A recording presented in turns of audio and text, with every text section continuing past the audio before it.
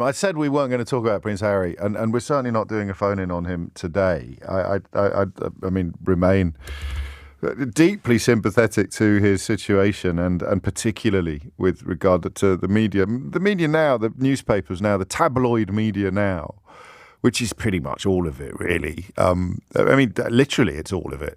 Only the Telegraph is technically a broadsheet. The Guardian is sort of somewhere in between, and I don't think anyone would include the Guardian in this description, but pretty much everybody else now desperately trying to defend themselves against the allegations that are, I mean, you know, the evidence is there. It's there in black and white. We talked yesterday about the front pages from 2013 covering the revelation that a soldier had killed enemies when on tour in Afghanistan. And fast forward 10 years after he's had the audacity to stand up to the media establishment and indeed to marry a woman of colour, an independent woman of colour, and suddenly that is a cause for epic condemnation, including by so-called military experts who, people with a little bit more time on their hands than I have written books themselves which include so-called kill counts or detail exactly how many enemy combatants were killed in an exchange or an encounter that they describe in grisly detail. Literally, so some of the names. I mean, I haven't double-checked the clips and the page shots, the screenshots that have been put on Twitter, so I won't name them personally, but you wouldn't be massively surprised to discover who they are. I'm going on the radio to slag him off, but I have also written a book which includes kill counts. Yeah, fine. But the reason I mention it is because guess how much it sold on day one in America, Canada, and the UK. Day one, publication day. It sold 1.4 million copies in a day. That is phenomenal. That is the biggest selling first day total for any non-fiction book ever. Obviously, the charts did not exist when the Bible was first published, which I appreciate. Not everyone agrees that it's non-fiction, but good God, if you pardon the pun. That is absolutely breathtaking. I've done about 250,000 on my first book, and I think into six figures on the second, and those are big numbers in publishing. They are decent numbers. That's over years. That's weeks and months and years. He's done 1.4 million in a day. I've got to go home after this and start work on a book for which I had, until this moment, felt quite excited and have received a very generous advance. He got $20 million and he sold 1.4 million copies in a single day. Why do the rest of us even bother? Unbelievable. And congratulations. Honest, that is absolutely astonishing. 1.4 million. That's just a publishing story. Oh, and by the way, that's not an opinion. That's just counting. Welcome to Meghan and Harry Tales. Today, we're diving into one of the most extraordinary moments in publishing history, a day when the world stopped to hear a royal voice.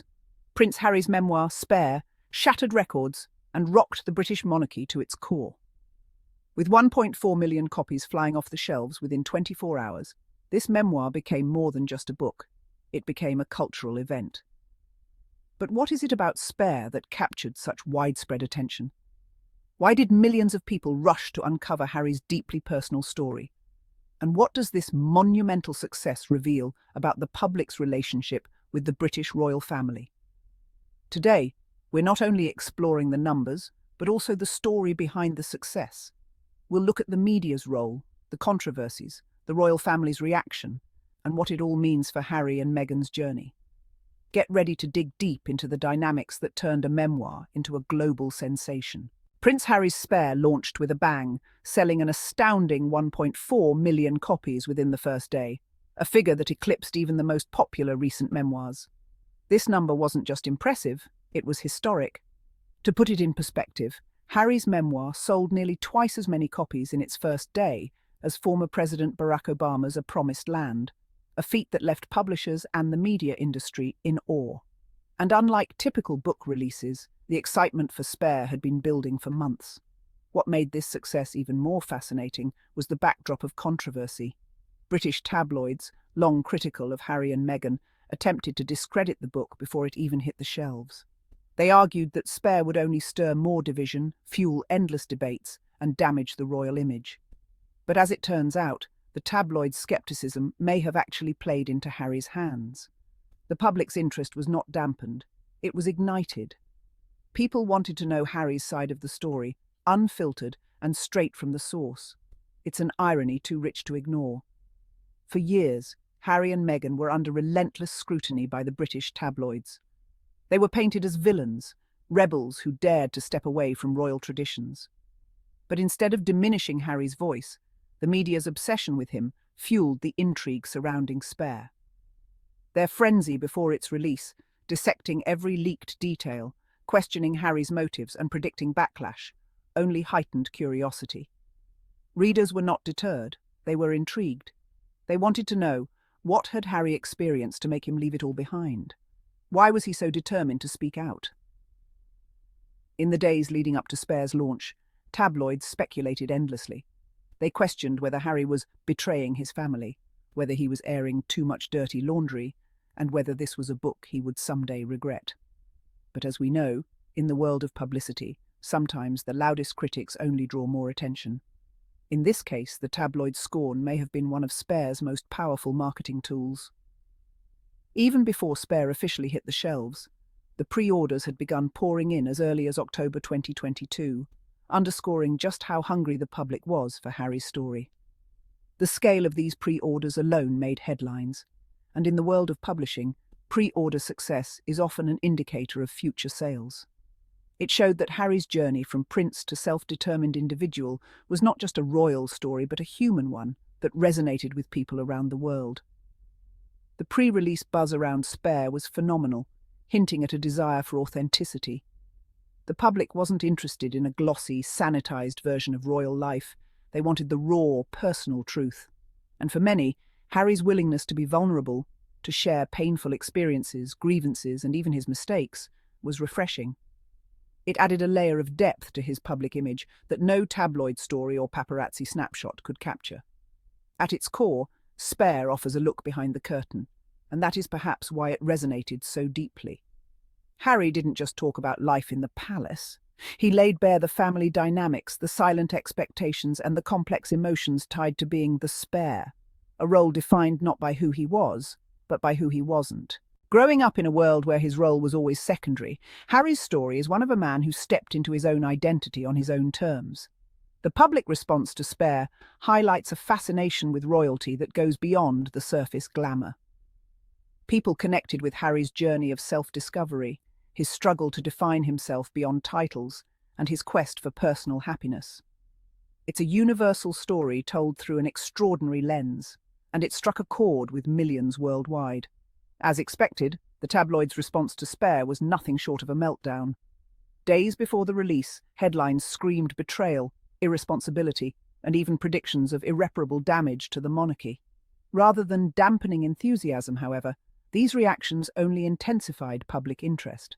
The tabloid's frantic disapproval became a badge of honor for Harry, a sign that he was, in fact, challenging the very narratives they'd spun for years. Many people saw this backlash as proof that Harry's story held something real, something unscripted. The louder the tabloids grew, the more readers became curious about what truths Harry had uncovered. And as history has shown us, controversy only amplifies curiosity. By the time Spare hit the shelves, it had transformed from a royal memoir to a cultural event. What happened with Spare offers valuable lessons for authors, celebrities, and anyone looking to share their story with the world. The public's hunger for authenticity is powerful, and Harry tapped into it masterfully. While most authors dream of garnering such widespread interest, it's often the personal, deeply vulnerable accounts that resonate the most. Harry wasn't afraid to be candid, even at the risk of backlash, and in doing so, he created a narrative that was both captivating and relatable. His memoir's success also underscores the importance of timing. The massive pre-release buzz, combined with the tabloid skepticism, created the perfect storm for Spare to break records. For authors and storytellers, the takeaway is clear. When sharing your story, embrace authenticity, and let critics drive curiosity rather than fear it. Prince Harry's Spare is not just a memoir. It represents a shift in the publishing industry. The phenomenal sales numbers indicate a growing public appetite for celebrity tell-alls, personal narratives that offer a raw, inside perspective on high-profile lives. In an era of social media where glimpses of celebrity life are more accessible than ever, readers are now looking for something deeper. Publishers are likely taking notes, recognizing the market potential for more candid insider accounts. Harry's success might inspire other public figures to consider memoirs, knowing that readers are more open than ever to personal narratives over polished press releases. In a way, Harry's story could reshape how celebrity memoirs are approached, creating a trend of greater transparency and emotional depth. In the end, Spare is more than just a memoir. It's a landmark moment in publishing, a cultural conversation starter, and a significant shift in how we view the royal family. Prince Harry took a risk by speaking his truth, and in doing so, he redefined his public identity, challenged long-standing royal norms, and gave the world a story they couldn't resist. The success of Spare demonstrates that the public is not only interested in the fairy tale, but also in the real, complicated journey behind the crown. For Harry, this book represents a new chapter, one where he can step out of the shadows of tradition and step into a life of his choosing. As for the public, Spare has given them a glimpse of authenticity, reminding us all that even in the world's most famous family, it's okay to be human.